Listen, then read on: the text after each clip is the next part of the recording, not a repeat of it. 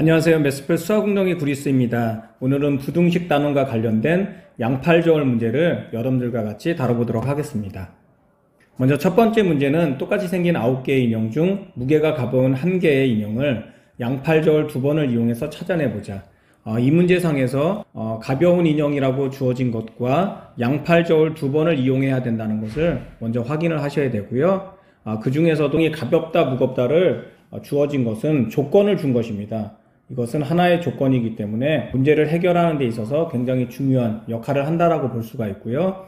첫 번째 단계에서는 9개의 인형이 있으면 그 중에 양팔저울 한 번을 이용을 해서 어떤 그룹에 가벼운 인형이 있을 것이라는 것을 추측을 해야 되는 것입니다. 그래서 첫 번째 단계에서는 A그룹, B그룹, C그룹으로 나눈 후에 각각의 그룹에 3개씩 이렇게 인형을 배치를 하고요. A와 B그룹에 있는 인형을 비교를 하게 됩니다. 그러면은 경우의 수는 3가지가 가능한 것이죠. A그룹이 무거운 경우와 같은 경우, 그리고 B그룹이 무거운 경우, 이렇게 3가지가 결정이 되고요. 결정이 되게 되면은 어떤 그룹에 가벼운 인형이 있을 것이라는 것을 추측이 가능하잖아요. 그러면 그 추측을 통해서 마지막 양팔저울 한 번을 이용해서 명확하게 가벼운 인형이 무엇이라는 것을 찾아내는 것이 바로 핵심이라고 할 수 있겠습니다.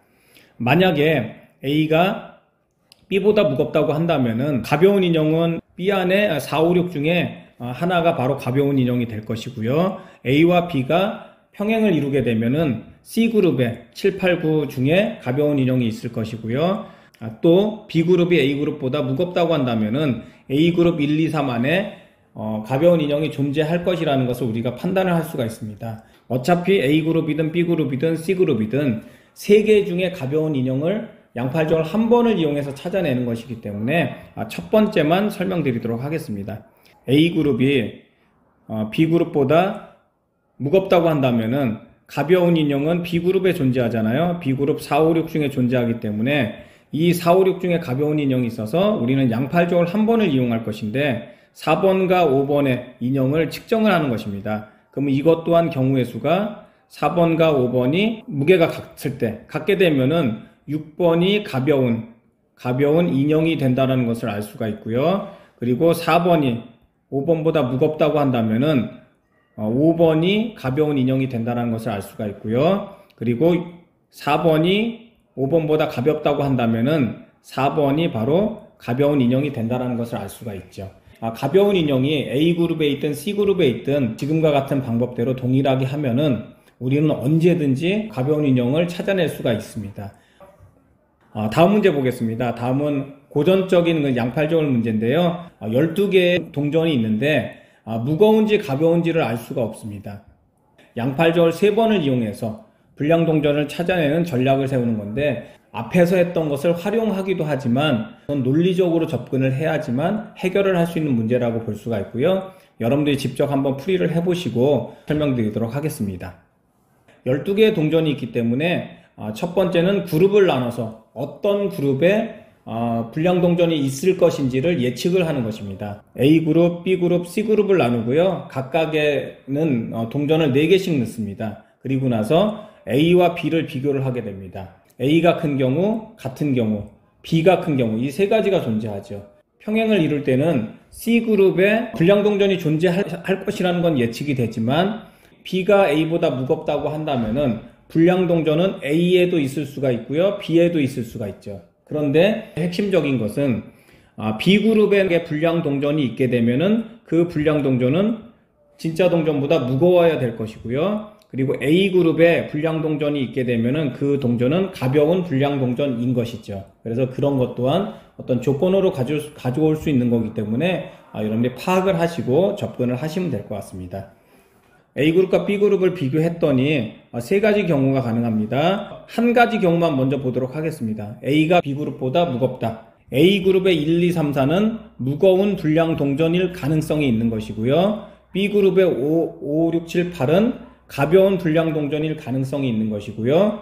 그리고 C그룹의 90, 11, 12는 진짜 동전인 것이죠. 그런 다음에 두 번째 저울을 사용할 때 P그룹과 Q그룹으로 나누는데 A, B, C에 있는 동전을 적절하게 섞을 겁니다. 그래서 P그룹에는 1번 동전과 2번 동전을 넣고요. 1, 2번 동전은 불량 동전이게 되면은 무거운 불량 동전이 되는 것이죠. 그리고 Q그룹에 3번 동전을 넣습니다. 3번 동전도 불량 동전이게 되면은 무거운 불량 동전이 되는 것이고요. 그리고 5번 동전은 불량 동전이 되게 되면은 가벼운 불량 동전이 되는 것이고요. Q그룹에 6번 동전을 넣습니다. 불량 동전이 되게 되면은 가벼운 불량 동전이 되는 것이죠. 그리고 마지막으로 Q그룹에 9를 넣어서 P와 Q의 그룹의 무게를 측정을 하는 것이죠. 여기서 빠진 걸 보자면 A그룹에서는 4번 동전이 빠졌잖아요. 그러면 4번 동전은 불량 동전이 되면은 무거운 불량 동전이 되는 것이고요. B그룹에서는 7, 8번이 빠졌잖아요. 7, 8번도 불량 동전이 되게 되면 가벼운 불량 동전이 되는 것이죠.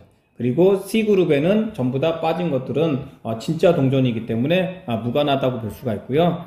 이렇게 배열을 하고 배치를 하는 이유는 최종적으로 3개야지만 우리가 양팔종을 한 번을 이용해서 해결을 할 수 있다는 것이죠. 좀 더 구체적으로 설명드리겠습니다. P와 Q가 평행을 이루게 되는 경우가 있습니다. 1, 2, 3, 5, 6, 9는 진짜 동전이 다 돼버리잖아요.